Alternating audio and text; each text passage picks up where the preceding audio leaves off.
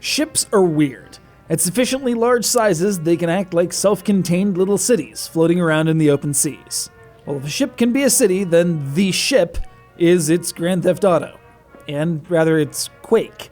And little splash of 9 hours, 9 persons, 9 doors, but that was on a boat already. Rather than full-scale slaughter and violence, you're playing a much more subtle game of subterfuge, disguise, and following your quarry into the bathroom, where you can dispatch them far from the prying eyes of guards, cameras, and your fellow passengers. But favor me a small indulgence whilst you're at it. Try and rise above the mundane of the shoot and stab.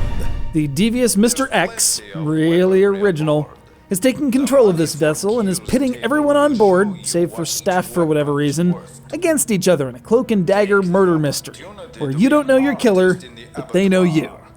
In multiplayer, it's a big server-wide chain of stab or be bludgeoned, while in the single-player mode, there's a more coherent story to follow that takes you through plenty of the game's wrinkles, like disguises and making sure no one's watching. Unfortunately, though, the single-player feels more like an afterthought, despite a quality vocal performance. You'll need a disguise to slip in. Now leave me. I want to buff my helmet. The real marvel of the ship, though, is the level of depth it adds to everything you do. Unlike most crime games where your mission is first and foremost, here you're a human being, damn it, and you have needs.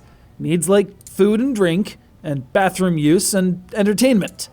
So between knifing foes and pulling clandestine shenanigans, you've got to find time to settle your base urges by pounding down energy drinks, chocolate bars, perhaps raiding the fridge in the kitchen and making off with a sandwich, and squeezing in a quick rack of 9-ball just to keep the fingers limber, before, bludgeoning someone to death with the pool cue. Or a wrench. Or taking a katana to them all, Kill Bill Volume 1 style, or channeling your inner Maxwell Edison and giving them the hammer, or blasting them with a flare gun.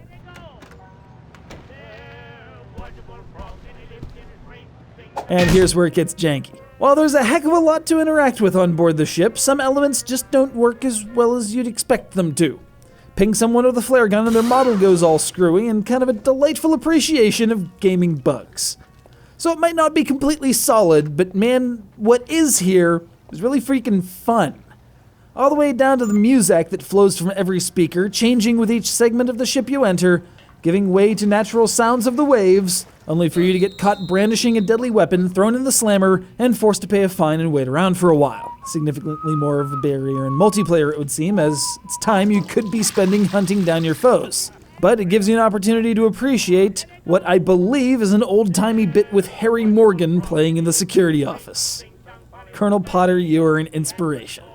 The ship might not be the best first-person experience you've ever had, but its sheer level of detail serves to make it absolutely immersive. Besides, you never know when you're going to be accosted by some dude with a crowbar who thinks your number's up. Especially when you're just trying to take a dump, and damn if some schmo with a piece of hardware is getting between you and that porcelain convenience.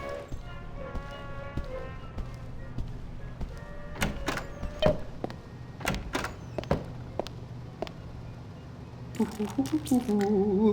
la, la, la, la, la, la, la, la.